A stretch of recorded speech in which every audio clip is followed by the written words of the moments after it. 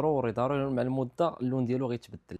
بغيتي تاخدي براد ديال النحاس في الذهبي وبغيتيه يبقى لك مزيان، اجي نعطيك النصائح اللي غيبقى لك فيها مزيان. بالنسبه للبراد الذهبي ما كتشحريش فوق البوطه، ما كيطيبش كاع فوق البوطه، كتخوي فيه.